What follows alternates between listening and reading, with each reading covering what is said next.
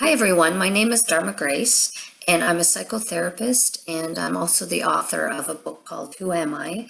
A Journey from Abuse to Self-Love. This is my book. Just a shout out for my book. I'm probably going to do that most videos. And I wrote it because I just felt passionate about talking about childhood sexual abuse. And I am a survivor of childhood sexual abuse, and I'm committed to doing YouTube videos on how I was able to heal from it. I'm going to talk about how how it affected me. I have a bit of a cold. How it affected me, different coping mechanisms that I had, my awareness of what had happened to me, and then my healing process, which, from today, I am healed and I'm living a life that is totally different from the life that I did live when I was living and coping with the sexual abuse. So I really want to get the message out there that you can heal from this, and that what happened to you is not who you are. And that is my major message, and that you are the most incredible, wonderful soul, and that you're here and you're having a physical experience, and you're having a very difficult physical experience. And that really points to the fact that you're a warrior. You came in here and you've gone through your own war and you've survived. And now it's time to thrive. It's time to heal, and it's time to find out who you really are, which I'm hoping that my videos will help with. So this video is mainly about self-care. My last video was about repression and disassociation, and I shared with you how I had repressed the sexual abuse by my father, which happened for the first, say, 7 or 8 years of my life. So I was a small child, and that is what a child does to protect themselves. They repress the horror and the trauma that they're going through because they can't deal with it. They can't have that in their conscious mind that they're going through this. They wouldn't be able to function. They wouldn't be able to go to school. How could you do that if you were living the horror? So you have to bury it. So I did talk a lot about that. And this video is going to be about self-care, because once you start to understand what happened to you, which for me, it took until I was about 40 for the flashbacks to start to happen, and for me to start to become aware of what had happened and why I was suffering the way I was in my life. So it took a long time for me, and I'm hoping that maybe this will help you get there sooner. And that's my hope for everybody, that they can heal from this, and the sooner the better. But you also have to be ready. You have to have supports, and that's what we're going to talk about, the different things that you can do to help you through this process. For me, when I first had the flashbacks and started to understand what had happened to me, and I talked about buying books online about sexual abuse and about the ways the sexual abuse affects somebody. And that was such a light bulb moment for me. It was incredibly sad and painful, but it was the start of my flooding all of the emotions from that trauma and flooding them out of me so that they were gone. They weren't, I was getting rid of them. I had finally opened up a path to that pain within me, and that sort of had started all the flooding. So that can be different for everybody. Some people, they experience it throughout life at different times, and bits come up at different times. For me, once I had understood what had happened to me and I had opened the door and I'd had the awarenesses of it, the flooding started and it continued. I was able to function mostly in my life, but I did have a lot of times when I was extremely going through extremely difficult emotions, and I'm going to talk about the things that I did that helped. So one of the first things that is so important is to find help, to find resources. The therapist that I had been seeing, she was terrific, but once I understood that I was dealing with childhood sexual abuse and the healing of that, I actually started to search for a therapist that dealt specifically with that. And I found the most wonderful therapist. And she was my angel at the time. She was able to validate what I was going through. She understood what I was going through, and she provided a very safe and supporting atmosphere for me to shed the pain, to be able to voice what had happened to me, to be able to understand, have the awarenesses. It was, it was fantastic. I had found this perfect person. So if you can find that person, and know that, keep looking. If you end up with a therapist and you're not happy, look for someone else. You'll know when it's the right person because you'll feel safe, you'll feel good, and you'll be able to heal. You'll be able to start allowing all of the emotions and pain up. So that was really important, and I used to go to her once a week, and I used to look forward to my sessions, even though they were incredibly emotional. They were this incredible release that I'd been needing. At that point, I recognized that I felt this incredible weariness. And it wasn't sort of, I didn't have enough sleep. I was physically tired. It was a weariness of carrying all of this within me, all of this pain, and living with this pain for so long. And I just felt so weary is the word I would use. So that was a major thing that I did, was to find a therapist. And another thing that I would totally recommend is going on a really good antidepressant. That is something that, it's definitely a personal choice. And for me, I waited. I thought that I needed to, feel the full strength of these emotions. And they were the type of emotions that, when they talk about emotions bringing you to the floor, that was the type of emotion. I remember it being in my living room and just feeling it and just falling to the floor with the emotion, and just, it being incredibly painful, and other times being on the couch and just not being able to get off the couch because I was just so debilitated by this pain. So it took me a while. I don't know why. I wish I had gone on them sooner. It would have helped me. So again, it is your personal choice, but from my experience, I would recommend it. It will not take away the pain, but it will dull it down a little bit. You'll still feel a lot of pain, but it won't be as extreme. So you'll be able to function better, and you'll be able to heal better. Because it's very hard when you're experiencing that kind of pain to make progress, to get beyond that and start to heal. So that was one thing. Another thing that I did get was, and this was more to do with my PTSD, I was put on a type of Ativan. And again, this was another way of reducing that panic that I would feel, and that high anxiety that I would feel at times when I got triggered. So that's another option. That one is addictive, so it has to be taken very carefully. And again, it's an option. It's an option, and it's a personal choice. So those definitely are things I would recommend looking into, and to help you in the process. So that's my second bit of advice. The other thing that I recognized with the emotions, and this was sort of having that understanding after the fact, was that the emotions that I experienced were very much the emotions that my child self had felt and had repressed.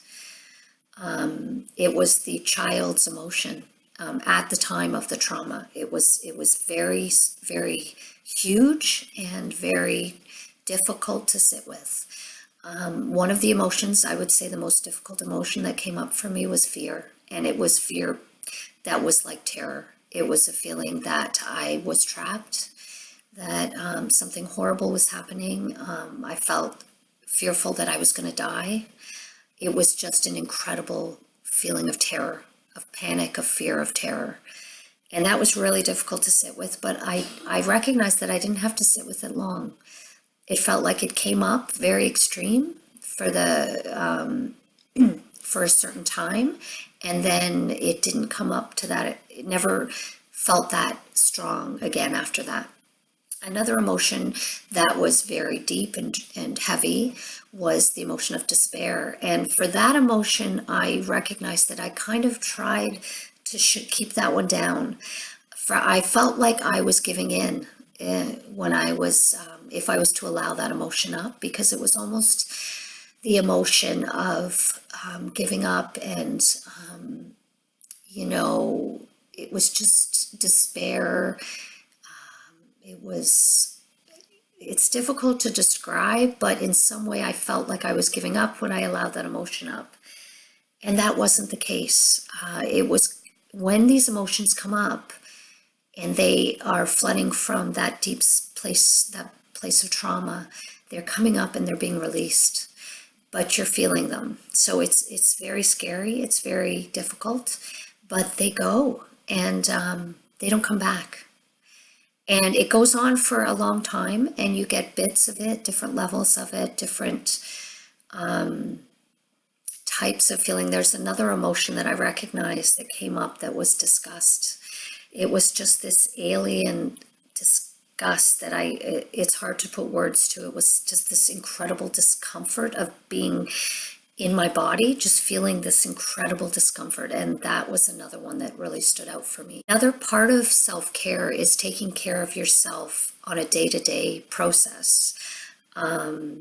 I started to do this, somebody talked to me about it. It was probably my therapist. It was probably also in some of the books I read, that you need to start doing things for yourself. You need to start recognizing that, you need to take time for yourself. You need to do things to help get through this. So, if it's taking a bath, if it's going for a sleep, if it's, when the heavy emotions come, you don't have to stay in that. You can choose to, put that aside and go and do something that distracts you from that, because you can't stay in that emotion forever. You can't stay in it even for a long time. You need to get relief from that emotion. So that's another part of taking care of yourself on a day-to-day basis. When I started to do that, another part of that was not taking phone calls, or not, if other people were asking things from me, it was saying no, or it was choosing to do what felt right, choosing not to do those things, because I recognized that I was in a place where I had to be very nurturing of myself, and that was new to me. I had never done that. And I think we're taught in society to take care of others, to always look at others and take care of them first. And I was very good at that, especially with my children. I was very good at taking care of them and nurturing them, but I had not even had the thought process of taking care of myself. And this is so important to start looking at that, because once you start even the smallest things of taking care of yourself and reminding yourself of how important that is, you're telling yourself that you're worthy. You're telling yourself you're valuable, that you are, you're worthy of being taken care of, and that becomes your job. In my book, I talk about becoming the parent of myself. When I look back and I look at the very damaged parents that I had, they weren't capable of taking care of me, and they sent me horrible messages about myself. And I realized that I had to take that control back, and that I didn't want people like that to decide who I was. But as a small child, that is the people that are around you, and you come in as this perfect child, and you are, you experience these horrific things, and you start to believe that that's who you are. You start to think, if these things are happening to me, I must be pretty horrible. And that's not true. That's what you are perceiving as a child, but it's definitely not true. But it is where your belief systems come from. Most of your belief systems are very firmly implanted. in your subconscious, and those are the painful belief systems that get created through abuse and through trauma. So starting to recognize that you are the one that gets to choose who you are is so important, and starting to take steps to nurture yourself is so important. I can't stress that enough, and it does make a difference. It starts to let you know that you're important.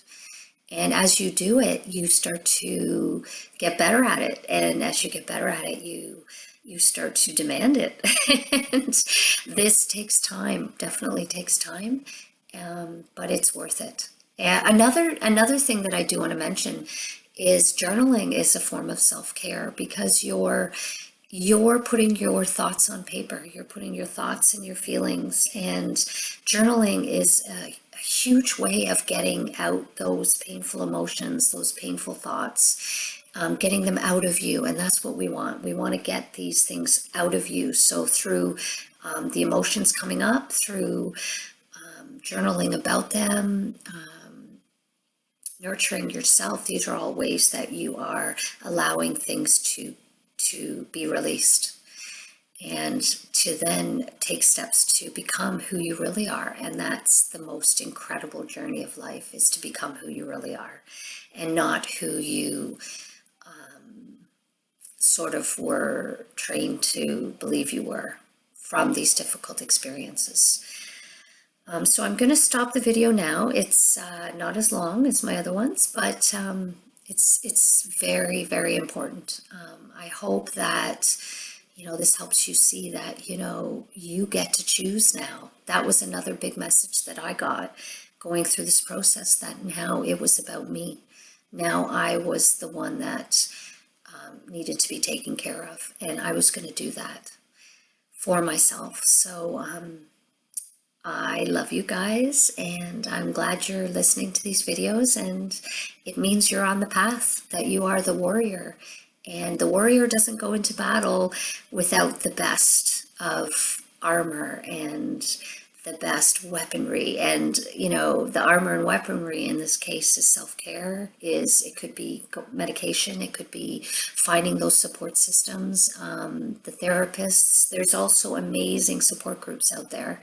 I was in a support group, and again, it was something that I looked forward to every week. I went once a week and met with a group of ladies, and there were 2 facilitators, and these women were the most incredible women I'd ever met. They'd all gone through horrific abuse, sexual abuse, and they were going through the healing process, and I just saw their strength, and I saw their beauty and their power, and I saw them all as warriors, and that's who you are. So I will be back, and I want to talk about not only how to change those belief systems, because it's like the program running under the surface, and it's very habitual. It's something that you've known all for most of your life. So it's very hard then to come outside of that and look at that from outside and say, this is not who I am. I'm going to change this. And that these are the first steps. So I'm so glad that I'm being allowed to be in your journey, and I want to be there. I want to help you. I know that you can get there. It's the most amazing thing, and when you do, you will rock. You rock now, but you will rock even more. So take care. I love you, and we'll see you soon. Okay, bye.